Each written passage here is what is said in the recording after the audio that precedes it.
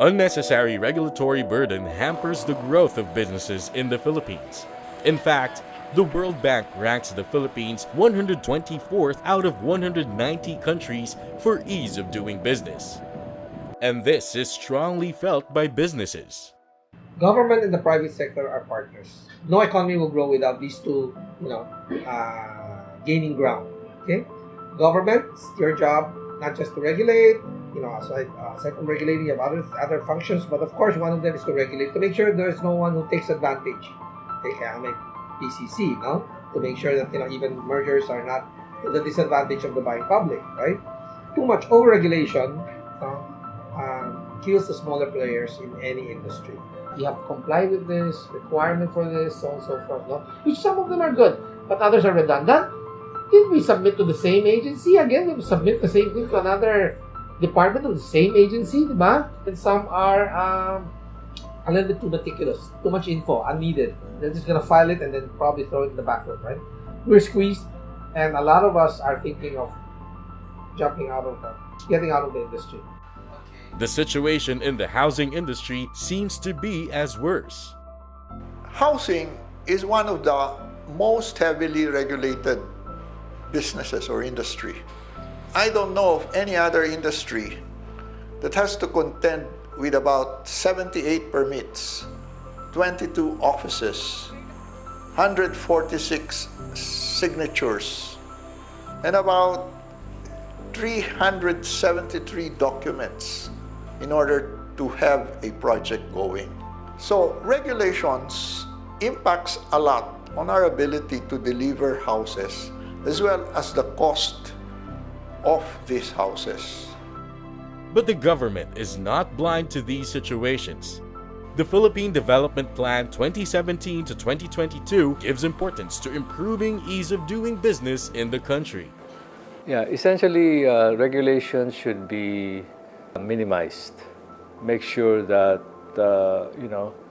businesses can operate and prosper with a minimum of restrictions.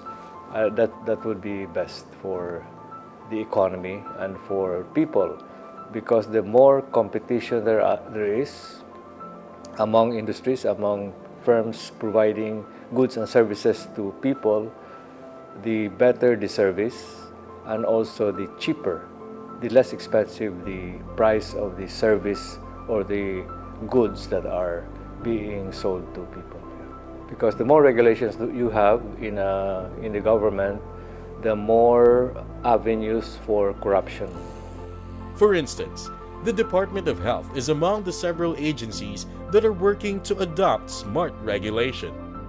So when it comes to products that want to come into the market, what we're doing now with the ease of doing business law is really trying to, shorten the decrease the number of steps before you get a certificate of product registration or a license to operate as a manufacturer. So we're trying to come up with a more possibly automated way of securing a license or a product registration, and then maybe just strengthen our post-marketing surveillance once the products are out there and once the businesses are set up. However, the DOH admits that improving processes carry various challenges. It will take some effort and of course some resources, but but they will be ready. I think the Department of Health will be ready. We just have to slowly get them into the system and get them into a new mindset. Recognizing the urgent need for regulatory reform, the Development Academy of the Philippines, through its Modernizing Government Regulations program, seeks to contribute to the betterment of the bureaucracy and the regulatory environment of businesses. It is DAP's mandate to intervene in government agencies in order to help them perform their specific mandates. As far as regulatory reforms is concerned, we do this by way of technical assistance. The DAP has been providing technical assistance to different government agencies so that they can perform on their own the regulatory impact analysis, which is necessary because one of the issues that hampers the giving of a quality service is an overlapping and excessive regulatory processes. Through the MGR program, the DAP has been reviewing existing regulations of different industries, providing capacity building activities to agencies, and developing measures to achieve regulatory efficiency. One of the interventions that the DAP is doing currently is the review and study of industries.